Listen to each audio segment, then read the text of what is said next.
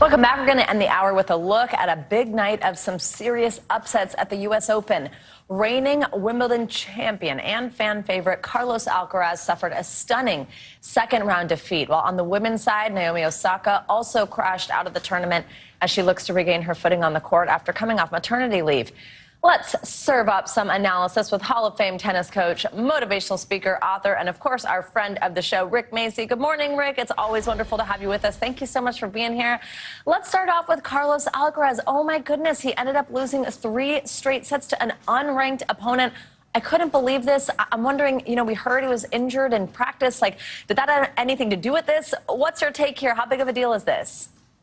Well, first off, there goes my prediction, because I thought he'd win the whole thing, but it's a big shocker. He lost to the guy from the Netherlands. He's 74 in the world. Okay, but what's crazy about this, he's only 11-28 for the year. So a little Dutch magic on the Spanish magician, but it just goes to show you, tennis is a game of inches from one ear to another. So whether the ankle came into play, who knows? But he was very inconsistent. But moving on to the next guy, Novak Djokovic, he's usually the one giving out the heat, but the other day, the heat got to him. Okay, he was hanging out more with the physio and the ice and stretching. So, but being the GOAT, he persevered, he pulled through it, he's on to the third round. Just like Sinner, okay, he struggled the first set, with the doping controversy. Once he got on track, and then he won in 4. The next round, he won in 3. He's into the third round. But on the men's side, okay, the popcorn match coming up in the third round with extra butter is Ben Shelton, the Florida Gator, with the 150-mile-an-hour serve. That sometimes you see it later, and he'll be playing Francis Tiafoe. The 2 Americans, must-see TV. And another big upset was Herkov. He lost, okay, and so he's out of the tournament also. And also Osaka, another kind of surprise, or at least I think a lot of people were really cheering her on, watching her come back. Tell us your reaction to that one. Yeah, not surprising.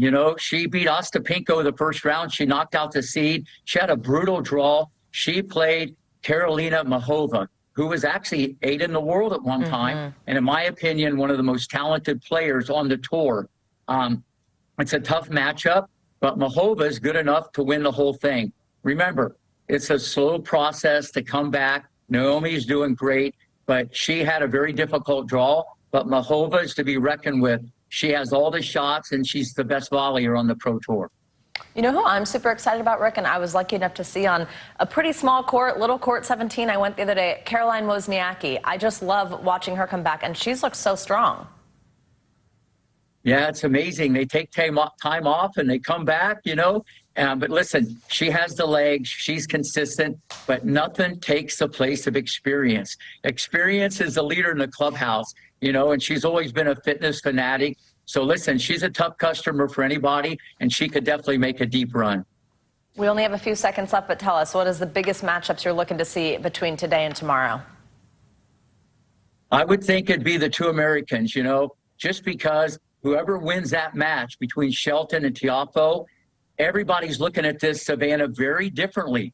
Alcaraz out the door, and they're thinking, why not me? So maybe we can have an American win this thing, the first time since Andy Roddick, one of my old students. Wow, I know. I love that. So cool. You're right. Why not me? It's so exciting. I'll be there tomorrow night. I can't wait to see Rick Macci. Thank you so much. Always great to have you. We'll keep chatting through this. All right, good to be with you.